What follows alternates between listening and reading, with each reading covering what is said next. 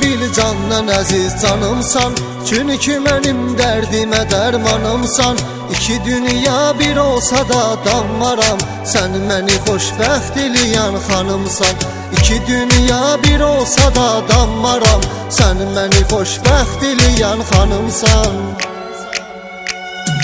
Mən də sevib könül vermişəm sənə, şükr edirəm səndən olan hər günə. Ölənə qədər sənlədir xoşbəxtliyim, başqa bir insan nə gərəkdir mənə. Ölənə qədər sənlədir xoşbəxtliyim, başqa bir insan nə gərəkdir mənə. Səndən uzaqlara canım getmərəm, əsla səni həsrətə öyrətmərəm. Səni sevərəm axırı ölümdə olsa, qara gözlüm mən səni tərk etmərəm. Səni sevərəm axırı ölümdə olsa, qara gözlüm mən səni tərk etmərəm. Sən mənə aşiq, səni incitmərəm, mən də səni həsrətə öyrətmərəm.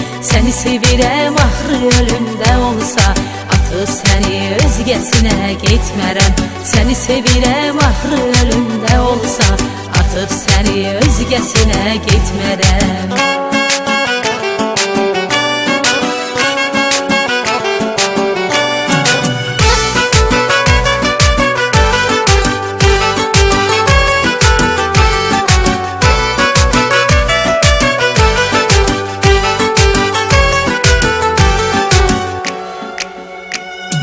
Gəzək hər yanı seyr edək biz qoşa, məhəbbət elə şeydi baxmır yaşa.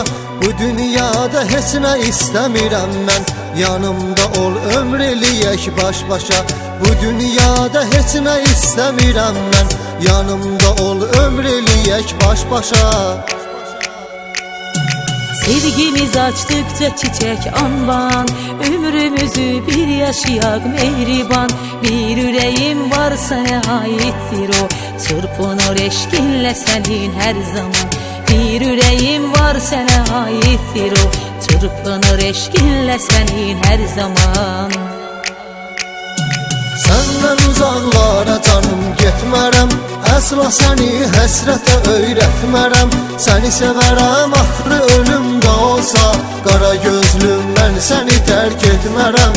Səni sevərəm axırı ölümdə olsa, qara gözlüm mən səni tərk etmərəm.